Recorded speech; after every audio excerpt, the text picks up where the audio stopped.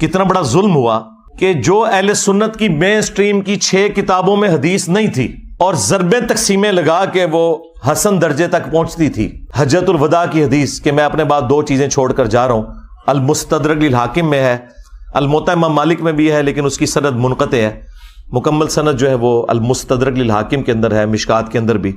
2 چیزیں چھوڑ کے جا رہا ہوں کہ جنہیں مضبوطی سے پکڑ لوگے کبھی گمراہ نہیں ہوگے، ایک اللہ کی کتاب اور دوسرے اس کے نبی کی سنت صلی اللہ علیہ وآلہ وسلم. اب یہ حدیث ہماری یہ 6 مین کتابیں جو ایگریڈ اپان ہے، کتب 6 بخاری اور مسلم صحیحین اور 4 کتابیں سنن اربع کی، ترمذی، ابو داؤد، نسائی، ابن ماجہ، ان میں یہ روایت ہی نہیں تھی. وہ تو بچے کو رٹا دی گئی. اور جو روایت صحیح مسلم کے اندر تھی اوپر تلے 4 احادیث غدیر خم کی، وہ ہمارے علماء کو بھی نہیں پتا تھی. میرے دنیا میں چھوڑے جانے سے پہلے کتنے علماء ہیں جنہوں نے کبھی یہ روایت اہل سنت کے پلیٹ فارم سے بیان کی؟ اکا دکا لوگوں نے. ڈاکٹر طاہر القادری صاحب یا ہمارے استاد مولانا اسحاق صاحب رحمہ اللہ تعالی. باقی تو سارے کے سارے لوگ جو ہیں وہ قرآن و سنت لے کے چلے، اور وہ بھی وہ روایت جو ان 6 کتابوں میں بھی نہیں تھی، جو 6 کتابوں میں مسلم شریف کے اندر تھی، صحیحین ٹاپ کی 2 کتابوں میں، اوپر تلے 4 احادیث غدیر خم کی، 6225 سے لے کر 6228 تک. یہ جو 4 احادیث جو مشکات کے اندر بھی موجود ہیں، مسند احمد میں بھی، جامعہ ترمذی میں بھی، وہ چھپا کے رکھی گئی. اور یہ جو خطبہ غدیر کا ہے یہ نبی صلی اللہ علیہ وآلہ وسلم کے حجۃ الوداع کے بعد کا خطبہ ہے، یہ اسے بھی سپرسیڈ کرنے والا ہے. اور آپ علیہ السلام کی وفات سے چند مہینے پہلے جب آپ حج کر کے مکے سے مدینے کی طرف واپس آ رہے تھے تو راستے میں پانی کے لیے خم نامی گاؤں پہ پڑاؤ کیا 18 ذوالحجہ 10 ہجری کو. اور نبی صلی اللہ علیہ وآلہ وسلم کے لیے اونٹ کے پالان کا ممبر بنایا گیا. اور زید ابن ارقم روایت کرتے ہیں جب چند تابعین ان کو ملنے آئے کہ بھئی آپ نے تو نبی الاسلام کے ساتھ اتنا وقت گزارا ہے، اتنی نمازیں پڑھی ہیں، تو کوئی بات جو خاص بات رسول اللہ کی نصیحت آپ کو یاد ہو. تو انہوں نے کہا پھر سنو. چونکہ بنو امیہ کا دور تھا اور سیدنا علی کے اوپر ممبروں سے سب و شتم کا سلسلہ جاری تھا، تو انہوں نے ڈھونڈ کے غدیر خم کی حدیث سنائی. انہوں نے کہا کہ اگر میں کوئی چیزیں سکپ کر دوں تو یہ سمجھ لینا میرا بڑھاپا ہے. البتہ مجھے یہ ایک نصیحت یاد ہے کہ نبی الاسلام نے غدیر خم کے موقع پر اپنی وفات سے چند مہینے پہلے خطبہ دیا، انتہائی بلیغ خطبہ. اس کے الفاظ ہی کنکلوڈنگ ہے: اے لوگو آگاہ ہو جاؤ، میں بھی ایک انسان ہوں، قریب ہے کہ اللہ کا قاصد یعنی موت کا فرشتہ میرے پاس آئے اور میں اس کی دعوت قبول کر لوں. میں اپنے بعد تم میں 2 بھاری چیزیں چھوڑ کر جا رہا ہوں. ان میں سے پہلی چیز اللہ کی کتاب ہے، اس میں ہدایت ہے، اس میں نور ہے. یہ اللہ کی رسی ہے جو قرآن میں ہے نا، وَاعْتَصِمُوا بِحَبْلِ اللَّهِ جَمِيعًا وَلَا تَفَرَّقُوا. تم سب کے سب مل کر اللہ کی رسی کو مضبوطی سے پکڑ لو اور فرقوں میں مت بٹو. یہ اللہ کی رسی ہے، جو اسے پکڑے گا وہ ہدایت پر ہوگا، جو چھوڑ دے گا وہ گمراہ ہو جائے گا. اور پھر نبی علیہ السلام ترغیب دلاتے رہے: اللہ کی کتاب، اللہ کی کتاب، اللہ کی کتاب.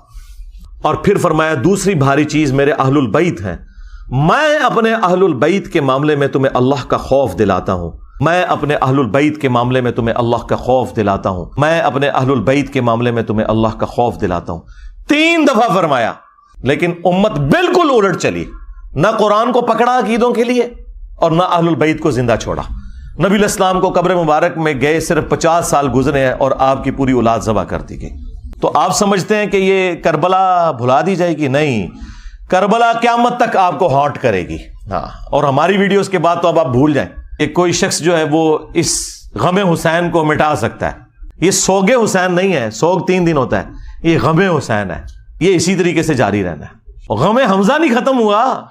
صحیح بخاری میں حدیث ہے، فتح مکہ کے موقع پر حضرت بلال حبشی نے لا کر پیش کر دیا واشی کو حضور کے سامنے کہ چلیں جہاں باقیوں کی معافی ہو رہی ہے اس کی بھی ہو جائے. آپ علیہ السلام نے نگاہ اٹھا کے دیکھا، واشی جی یا رسول اللہ. قاتل حمزہ جی یا رسول اللہ. واشی تیرا اسلام قبول ہے لیکن کیا تو ایسا کر سکتا ہے کہ تو مجھے اپنی شکل نہ دکھانا. پوری زندگی پھر واشی نے نبی علیہ السلام کا سامنا نہیں کیا. مسلمان صحابی اور شخصیت کون ہے؟ حریص علیکم بالمؤمنین رؤوف الرحیم. مومنین پر ان کی جانوں سے بڑھ کر حق رکھتے ہیں، ان کی جانوں سے بڑھ کر ان کے لیے حریص ہیں. کسی نے نہیں کہا کہ یا رسول اللہ یہ تو اسلام لے آئے ہیں تو آپ اپنے دل میں ان کا بغض کیوں رکھ رہے ہیں؟ ہمیں لوگ کہتے ہیں نا جی بغض ہے جی آپ کے دل کے اندر. صرف یہ کہ چچا کا غم بھلایا نہیں گیا. چچا بھی کوئی عام چچا تو نہیں تھا، وہ دور شریک بھائی بھی تھا، دین کا مجاہد تھا، بدر اور احد کے اندر آرمی چیف تھا نبی الاسلام کی فوج کا. تو کسی نے نہیں کہا یا رسول اللہ حمزہ کو تو شہید ہوئے 8 سال ہو چکے، سوگ تو 3 دن ہوتا ہے. کہاں 3 ہجری کے اندر احد ہوئی، 5 سال ہو چکے تھے آلموسٹ اس وقت تک، اور 8 ہجری کے اندر فتح مکہ. 5 سال پرانی بات آپ نے آج تک سنبھال کے رکھی ہوئی ہے. ان کو پتا تھا. مجھے بتائیں کیا انسان کو اپنے چچا کے ساتھ زیادہ محبت ہوتی ہے یا اپنی اولاد کے ساتھ؟ اولاد کے ساتھ. پھر اولاد بھی وہ اولاد کہ بخاری میں حدیث موجود ہے، ابو داؤد کے اندر موجود ہے کہ نبی علیہ السلام اللہ کے حضور عرض کرتے کہ اے اللہ، ابراہیم علیہ السلام اپنے 2 بیٹوں اسحاق اور اسماعیل کو جن کلمات کے ذریعے تیری پناہ میں دیتے تھے، میں اپنے 2 بیٹوں حسن و حسین کو انہی کلمات کے ذریعے تیری پناہ میں دیتا ہوں.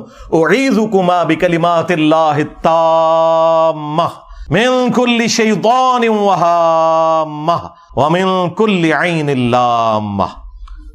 دیکھیں ابراہیم کے بیٹے اسماعیل اور اسحاق اور نبی علیہ السلام کے بیٹے حسن و حسین علیہم السلام اجمعین. یعنی آپ ذرا لیول دیکھیں کمپیریزن کا. تو نبی علیہ السلام نے فرمایا کہ میں اپنے اہل البیت کے معاملے میں تمہیں اللہ کا خوف دلاتا ہوں. اور یہی حدیث جو مسلم شریف کے اندر موجود ہے، اس کا ایک طریق جو ہے وہ مسند احمد کے اندر بھی ہے. اس میں پھر یہاں تک الفاظ ہیں کہ نبی علیہ السلام نے اپنے حق ولایت کا ذکر کیا. النبی اولا بالمؤمنین من انفسہم وازواجہ امہاتہم. نبی مومنین کی جانوں سے بڑھ کر ان پر حق رکھتے ہیں اور نبی کی بیویاں امت کی مائیں ہیں. یہ آیت کوٹ کر کے آپ نے فرمایا کہ کیا میرا حق ولایت تم تسلیم کرتے ہو اپنے اوپر؟ یعنی میں تمہاری جانوں سے بڑھ کر تم پر حق رکھتا ہوں. تو سب نے کہا بلا یا رسول اللہ. تو پھر آپ علیہ السلام نے مولا علی کا ہاتھ پکڑا اور یوں فضا میں بلند کیا صحابہ کے درمیان، من کنت مولاہ فہذا علی مولاہ. پھر جس جس کا مولا، جس جس کا جگری یار، جس جس کا آقا، جس جس کا سرپرست میں ہوں، اس کا سرپرست علی ہے. اور پھر اسی حالت میں کہا کہ اے اللہ اس سے محبت رکھ جو علی سے محبت رکھے، اس سے دشمنی رکھ جو علی سے دشمنی رکھے. اور اس کی اصل تو اس حدیث میں بھی موجود ہے جو مسلم شریف میں ہے کہ علی سے محبت نہیں رکھے گا مگر مؤمن، علی سے بغض نہیں رکھے گا مگر منافق. اور بڑے رقت انگیز الفاظ ہیں. مولا علی نے خود روایت کی حدیث. وہ کہتے ہیں کہ اس ذات کی قسم کہ جس نے دانے کو پھاڑ کر کھیتیوں کو اگایا اور مخلوقات کو پیدا کیا، نبی امی نے مجھ سے یہ عہد لیا تھا کہ اے علی صرف مؤمن ہی تجھ سے محبت رکھے گا اور صرف منافق ہی تجھ سے بغض رکھے گا. وَلِعَوْذُ بِاللَّهِ تَعَالَى. تو اب یہ آپ دیکھ لیں، یہ وہ چیزیں تھیں جو پھر بھلا دی گئیں اور اس کا رزلٹ آج سنی شیعہ کنفلکٹ، قتل و غارت کی شکل میں، دشمنی کی شکل میں، ایک دوسرے کو کافر کہنے اور گمراہ کہنے اور جہنمی کہنے کی شکل میں ہمارے سامنے آ چکا ہے.